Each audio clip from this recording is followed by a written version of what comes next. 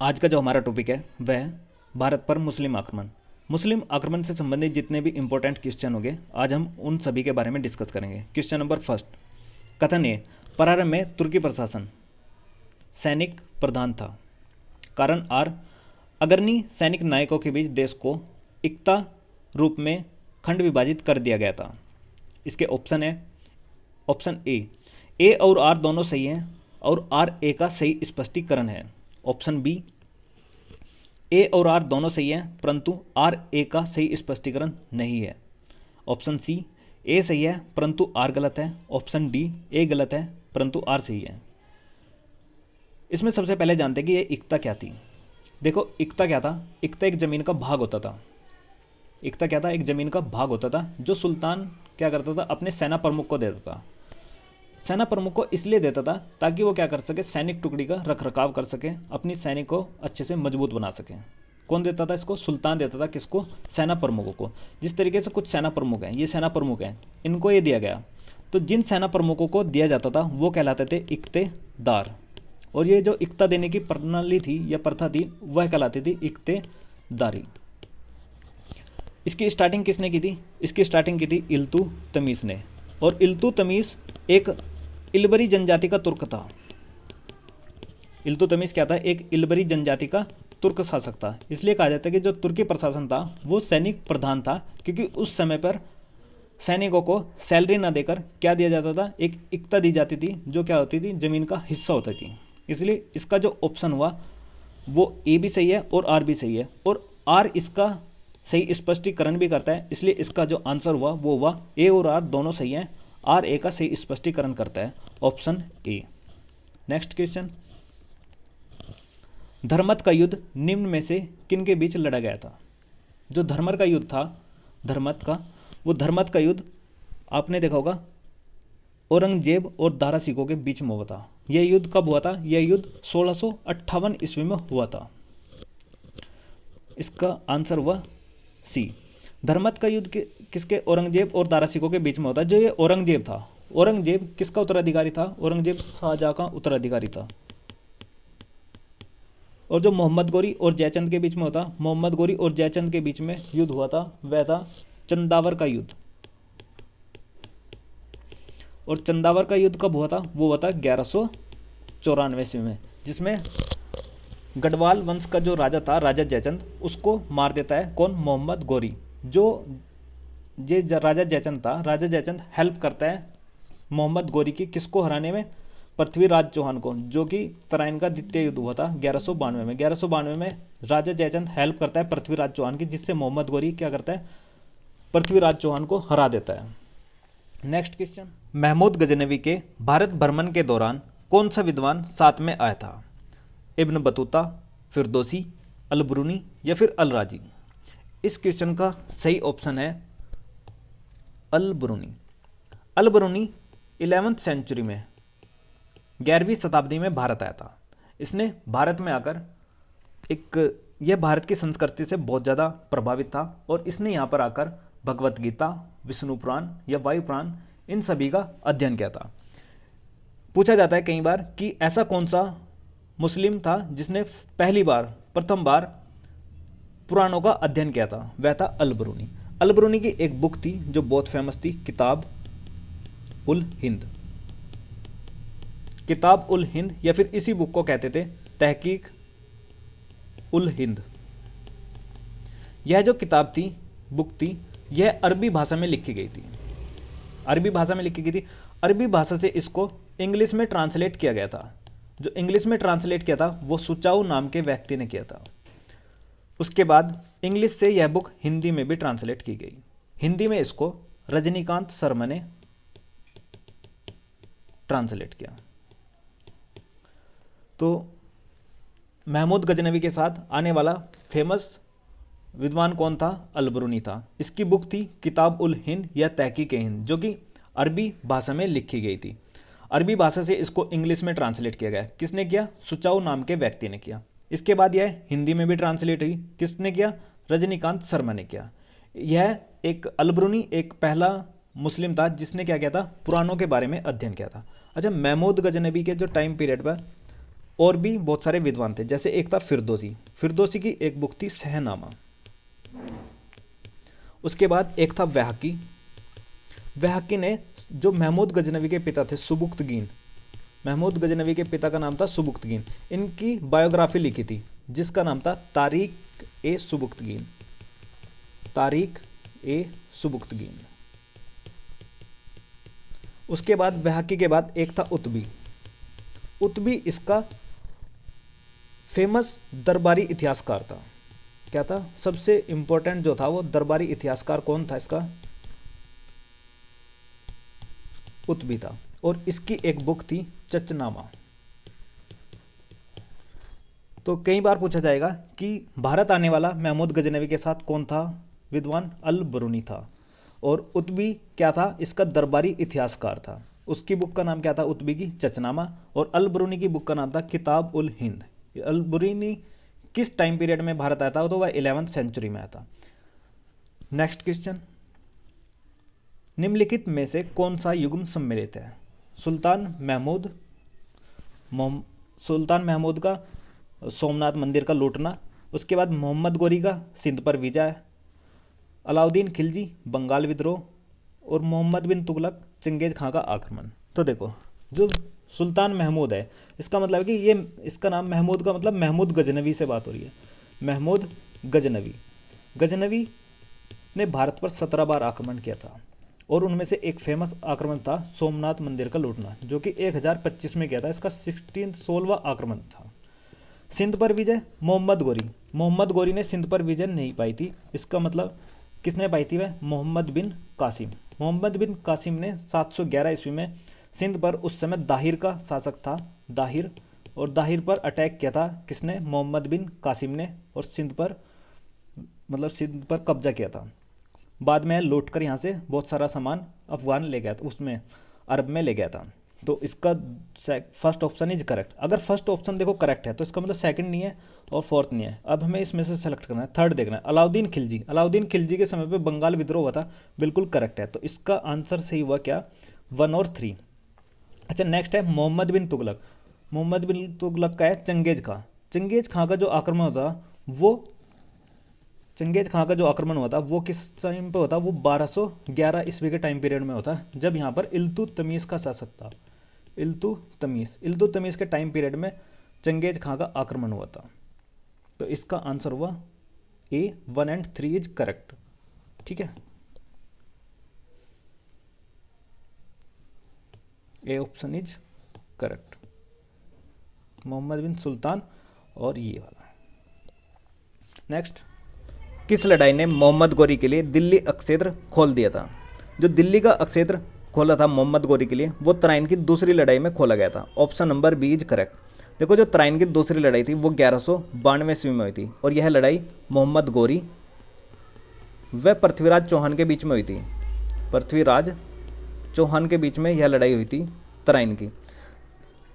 तराइन की जो ये दूसरी लड़ाई थी, इस लड़ाई में पृथ्वीराज चौहान की हार हो जाती है और मोहम्मद गोरी इसमें विनर होता है। तभी से मान लिया जाता है कि भारत के अंदर मुस्लिम शक्ति की स्थापना होती है। और इसी के साथ में भारत में एक जो सूफी मत होता है इस्लाम का, जैसे इस्लाम 3 जगह पर टूटा था, एक शिया, सुन्नी और बाद में सूफी संत में। तो एक सूफी संत हमारे यहाँ भारत में आते हैं जिनका नाम था ख्वाजा मोइनुद्दीन चिश्ती। ख्वाजा मोइनुद्दीन चिश्ती। बहुत बार पूछा जाता है कि तराइन की लड़ाई के दौरान कौन से सूफी संत जो भारत में आए थे? वो थे ख्वाजा मोइनुद्दीन चिश्ती। और इनकी जो कब्र है वो कहाँ पर है? वो अजमेर के अंदर है, जिसको कहते हैं दरगाह अजमेर शरीफ। दरगाह अजमेर शरीफ इनकी ख्वाजा मोइनुद्दीन चिश्ती की कब्र है, जो कहाँ पर है? अजमेर के अंदर है। और अजमेर कहाँ पर है? राजस्थान में है। तराइन की जो पहली लड़ाई थी वो भी मोहम्मद गोरी और पृथ्वीराज चौहान के बीच में हुई थी। यह लड़ाई 1191 में होती है। और जो दूसरी लड़ाई थी वो 92 में होती है।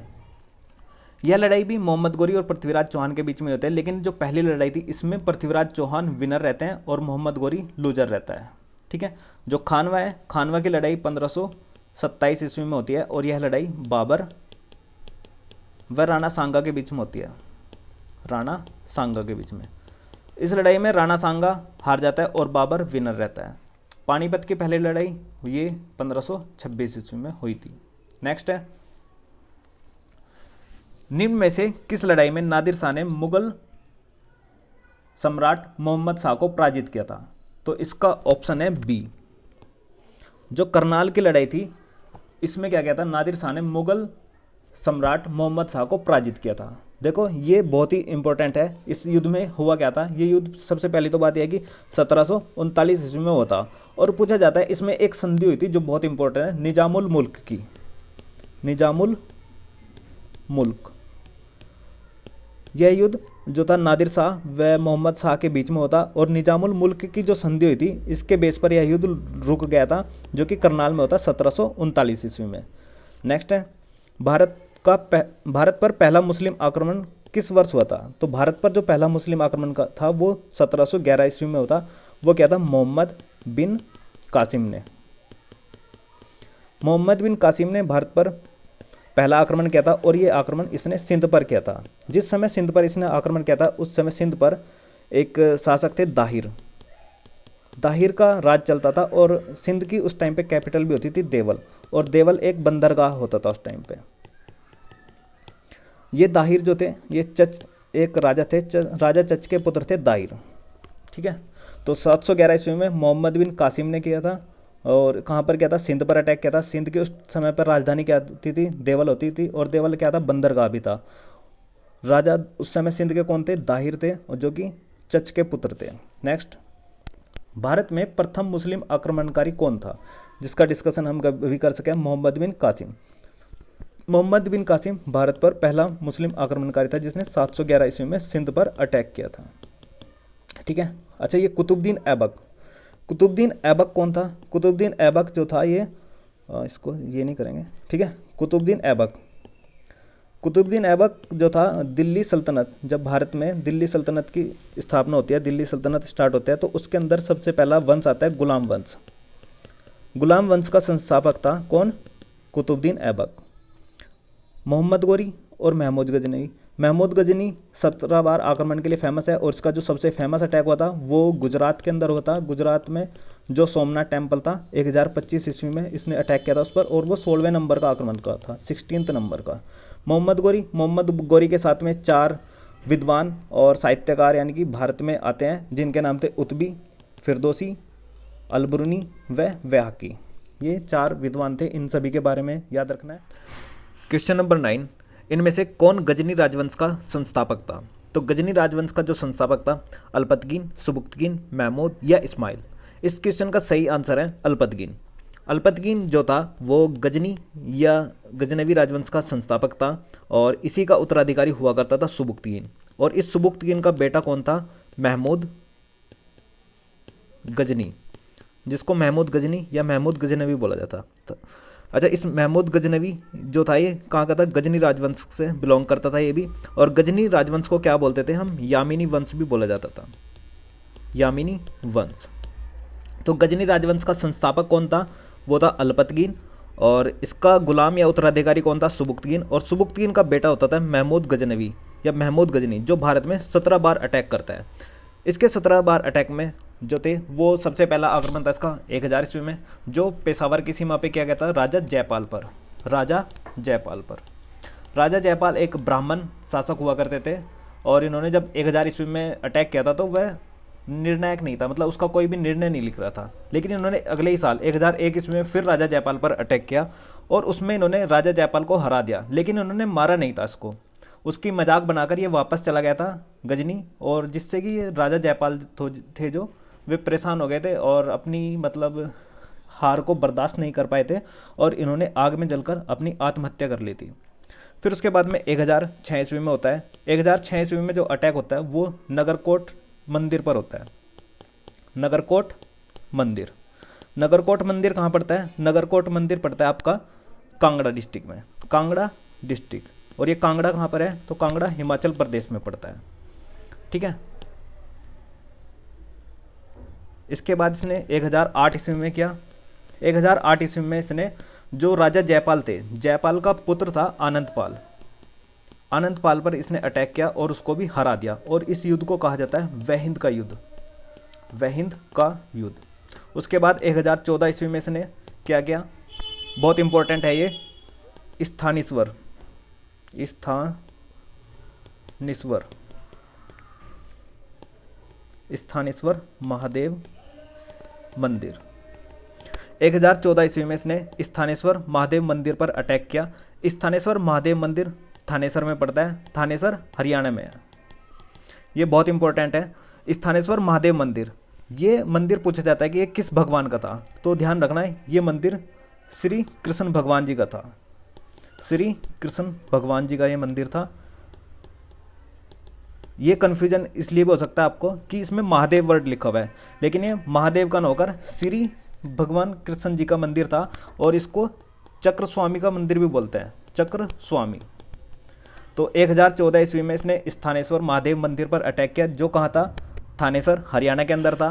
किसके लिए फेमस है, चक्र स्वामी के लिए फेमस है, जो भगवान श्री कृष्ण के लिए था। 1025 ईस्वी में जो इसका अटैक होता है वो सोमनाथ मंदिर पर होता है, और सोमनाथ मंदिर पर जब ये अटैक होता है तो ये इसका 16वें नंबर का अटैक होता है। इसमें क्या होता है, जब ये अटैक करता है तो उस समय गुजरात पर भीम प्रथम का शासन होता है। भीम प्रथम चालुक्य वंश के राजा थे, और यहाँ पर क्या हुआ था कि जो भीम प्रथम, जब ये मंदिर था सोमनाथ मंदिर, ये लकड़ी का बना हुआ था और इस पर सोने का गेट लगा हुआ था। इस सोने के गेट को लूट कर लेकर जाता है महमूद गजनवी। तो इस पर जब लूट कर लेकर जाता है तो इस पर जाटों का आक्रमण होता है। जाट इससे वो गेट सोने का वहीं पर रखवा लेते हैं, इसलिए यह बहुत ही निराश हो जाता है, और 1027 ईस्वी में ये जाटों के खिलाफ आक्रमण करता है, जो कि इसका अंतिम आक्रमण होता है। अच्छा, एक बात ध्यान रखना कि जो ये सोमनाथ मंदिर है, सोमनाथ मंदिर की जो गुंबद थी, ऐसा बताया जाता है कि जो इसका गुंबद था ना मंदिर का, वो ग्रेविटी फ्री था, मतलब वहाँ पे क्या थी, ग्रेविटी जीरो थी, जिसमें भगवान शिव की मूर्ति तैरती रहती थी। जो महमूद गजनवी ने सोमनाथ मंदिर लूटा था वो लकड़ी का बना हुआ था, जिसे महमूद गजनवी ने बर्बाद कर दिया था। उसके बाद भीम प्रथम, जो ये भीम प्रथम थे, भीम प्रथम ने इसे दोबारा से बनवाया था, और ये पत्थरों का बनवाया था। महमूद गजनवी का दरबारी इतिहासकार कौन था, तो दरबारी इतिहासकार कौन था, उतबी था, जिसकी एक बुक थी चचनामा, हम पहले भी डिस्कस कर चुके हैं। चंद्रबरदाई था जो वो पृथ्वीराज चौहान का दरबारी कवि होता था, और इसकी जो बुक थी वो थी पृथ्वीराज रासो चंद्रबरदाई ने लिखी थी, जो पृथ्वीराज चौहान के ऊपर है। और उतबी की बुक कौन सी थी, चचनामा, और ये इसका दरबारी इतिहासकार था। अच्छा, और भारत आने वाला प्रमुख इतिहासकार कौन था महमूद गजनवी के, वो था कौन, अल-बरूनी। उसके बाद फिरदौसी की एक बुक कौन सी है, सहनामा। नेक्स्ट क्वेश्चन, महमूद गजनवी के साथ भारत आने वाला प्रसिद्ध इतिहासकार कौन था, तो प्रसिद्ध इतिहासकार कौन था, अल-बरूनी, और इसका क्या था, दरबारी इतिहासकार उतबी। ये ध्यान रखना, कंफ्यूजन मत होना। इब्न बतूता कौन था, ये इब्न बतूता एक ये मोरक्को का शासक था, मोरक्को का एक ट्रैवलर था, शासक नहीं, जो भारत में आया था 14th सेंचुरी में आया था ये भारत के अंदर। इब्न बतूता कौन था, मोरक्को का शासक था, 14th सेंचुरी में भारत आया था, और ये मोहम्मद बिन तुगलक के शासक काल में आया था, मोहम्मद बिन तुगलक। ठीक है। किसने एक तरफ संस्कृत मुद्रालेख के साथ चांदी के सिक्के निर्गत किए थे, तो इस क्वेश्चन का करेक्ट आंसर है महमूद गजनवी। महमूद गजनवी ने चांदी के सिक्के जारी किए थे। जैसे एक सिक्का ये है और इसकी दूसरी साइड ये है, इस पर एक साइड में तो संस्कृत में लिखा होता था और दूसरी साइड में इस पर अरबी भाषा में लिखा हुआ था। इन सिक्कों का वजन जो होता था वो 3 ग्राम होता था, और इन सिक्कों का जो नाम दिया था उन्होंने वो दिया था दिरहम। दिरहम आज के समय पे यूनाइटेड अरब एमिरेट्स की करेंसी है, क्या, दिरहम। और यूनाइटेड अरब एमिरेट्स की जो कैपिटल है वो है अबू धाबी। मोहम्मद बिन कासिम हम डिस्कस कर चुके हैं कि 711 ईस्वी में इसने सिंध पर अटैक किया था, और उस समय सिंध पर चच के पुत्र दाहिर का शासक था। सिंध की राजधानी उस समय देवल थी, जो कि एक बंदरगाह भी थी। नेक्स्ट क्वेश्चन, किस मुस्लिम शासक के सिक्कों पर देवी लक्ष्मी की आकृति बनी है। देखो, जो देवी लक्ष्मी की आकृति बनी है ये किस मुस्लिम शासक ने जारी किए थे, तो ये सिक्के जो जारी किए थे वो मोहम्मद गौरी ने किए थे। मोहम्मद गौरी ने जब 1192 ईस्वी में तराइन का द्वितीय युद्ध हुआ था, मोहम्मद गौरी व पृथ्वीराज चौहान के बीच में। तो पृथ्वीराज चौहान को हराने के बाद में इसने भारत के अंदर एक मुद्रा यानी कि सी करेंसी जारी की थी, जिस पर क्या था, एक तरफ तो देवी लक्ष्मी की आकृति थी और दूसरी तरफ अरबी भाषा में कलमा लिखा हुआ था। तो इसका सही आंसर क्या हुआ, मोहम्मद गौरी। नेक्स्ट है क्वेश्चन नंबर 14, निम्न कथनों पर विचार कीजिए। नंबर 1, पूर्व मध्यकाल में दक्षिण भारत में मंदिर लोगों की धार्मिक प्रेरणा स्रोत होने के अतिरिक्त शक्तिशाली सामाजिक, आर्थिक और राजनीतिक गतिविधियों के केंद्र हुआ करते थे।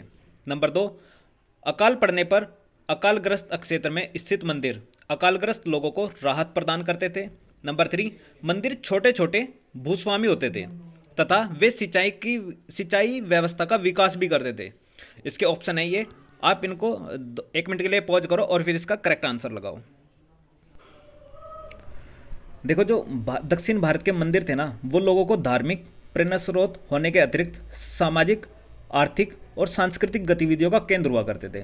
क्योंकि वो क्या करते थे, जैसे कि कोई मेला हुआ या फिर कोई प्रदर्शन स्थल हुआ, यहाँ तक कि जैसे कि हथकरघा उद्योग होते थे पहले छोटे छोटे, इन सभी का प्रदर्शन के लिए जो महत्वपूर्ण इंपॉर्टेंस निभाते थे, वो क्या करते थे, मंदिर ही निभाते थे। जिस तरीके से कहीं पर नृत्य संगीत हुआ या फिर विभिन्न बहुत तरीके की मतलब जो सांस्कृतिक गतिविधियां थी, उनको संरक्षण देने का काम भी यही करते थे। यहाँ तक कि शिक्षा और स्वास्थ्य के रूप में भी ये बहुत बड़े लेवल पर काम करते थे।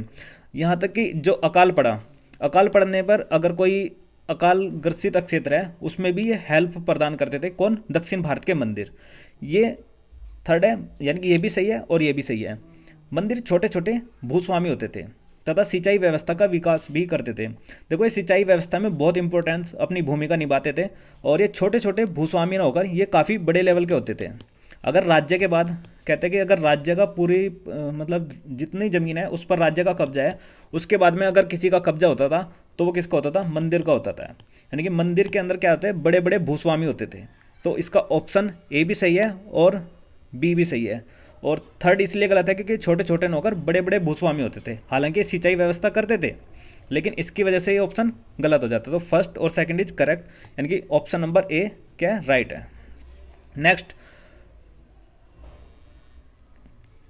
15, मोहम्मद गौरी के स्वर्ण सिक्कों पर प्राय निम्नलिखित का अंकन कीजिए। पूर्व भाग पर देवी लक्ष्मी और पृष्ठ भाग पर नगरी अक्षरों में उनका नाम, एक और कालिम और दूसरी ओर अरबी अक्षरों में उसका नाम। नंबर सी, पूर्व भाग पर उसका नाम और पृष्ठ भाग पर टकसाल का नाम एवं टंकन वर्ष। पूर्व भाग पर राशियों के चिन्ह और पृष्ठ भाग पर फारसी में उसका नाम। तो देखो, इसका हम पहले डिस्कस कर चुके हैं कि इसका जो एक तरफ उसने क्या करा था, मोहम्मद गौरी ने जो सिक्के चलाए थे, वो उस पर एक साइड देवी लक्ष्मी की जो थी, मतलब एक चिन्ह छपा हुआ था, देवी लक्ष्मी की मूर्ति थी उस पर, और पृष्ठ भाग पर नगरी अक्षरों में उसका नाम लिखा हुआ था। बिल्कुल सही बात है, option number A is correct. ये सारे के सारे ऑप्शन क्या हो जाते हैं, गलत हो जाते हैं।